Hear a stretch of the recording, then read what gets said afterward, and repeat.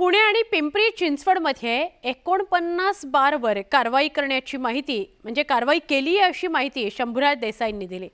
या निमित्ताने अखेर राज्य उत्पादन शुल्क विभागाला जाग आली आहे, तर घटना घडल्यावरच कारवाई होते असं शंभूराज देसाईंनी म्हटलंय। पुण्यातील रन प्रकरण, ससून हॉस्पिटलमधील ब्लड सॅम्पल फेरफार प्रकरण, पोलीस आणि प्रशासनाकडून कारवाईला सुरुवात झाली आहे। त्यानंतर राज्य उत्पादन शुल्क विभागाला जाग आली आणि त्यांनी वराती मागून घोडं दामटवायला सुरुवात केली। पब, रूफटॉप किंवा रेस्टॉरंट्सना स्थानिक पातळीवर परवानगी दिली जाते असं शंभूराज देसाईंनी सांगितलं। तर अंमली पदार्थांचं सेवन, अवैध दारू विक्रीवर राज्य उत्पादन शुल्क विभाग कारवाई करतं असं देसाईंनी स्पष्ट केलं। पुणे असेल, पिंपरी चिंचवड असेल, या परिसरामध्ये गेल्या 8 दिवसात 49 बार, रेस्टॉरंट, पब, जिथं जिथं इल्लीगल काही दिसलं, अवैध काही दिसलं, बेकायदेशीर काही दिसलं, त्यांना तातडीनं नोटिसा देऊन त्यांच्यावर कारवाई केलेली आहे। त्यामुळे कुठेही कोणालाही पाठीशी घालण्याचा प्रश्न येत नाही। सुषमा अंधारे आणि रवींद्र धंगेकर यांनी पुण्यातील उत्पादन शुल्क विभाग कार्यालयात जाऊन पोलिसांवर गंभीर आरोप केले होते। त्यावेळी मंत्री शंभूराज देसाईंचंही त्यांनी नाव घेतलं होतं। यावरून देसाईंनी कारवाईचा इशारा दिल्यानं मवियानं त्यांच्यावर पलटवार केलाय।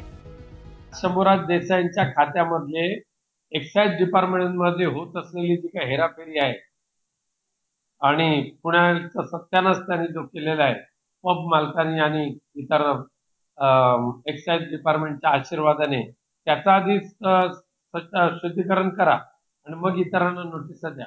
हुकुमशाही व्यवस्थेत वावरल्यासारखे ते जेव्हा मी त्याच्यावरती केस ठोकेन म्हणतायत, त्यावेळेला मला त्यांना एवढंच सांगायचं आहे की आधी ठिकठिकाणी सापडलेले ड्रग्जचे खाते, ललित पाटील प्रकरणात झालेली नाचक्की आणि आत्ता ज्या काही पद्धतीने पुण्यामध्ये चालू असलेले पब, बार आणि तिथले व्यवहार, या सगळ्यांनी जी पूर्ण खात्याची आबरू चव्हाट्यावर आलेली आहे ती कशी सांभाळता येईल ते बघा। माझ्यावर माननीय शंभूराजे देसाई यांनी कुठल्याही प्रकारचा हक्कभंग करू द्या, काय करू द्या, मी पुणेकरांना शाश्वत आहे, पुणेकरांचा परिवारातला आहे, त्यामुळे पुणेकरांसाठी कुठलेही मी त्यांच्या शिक्षेला पात्र राहील।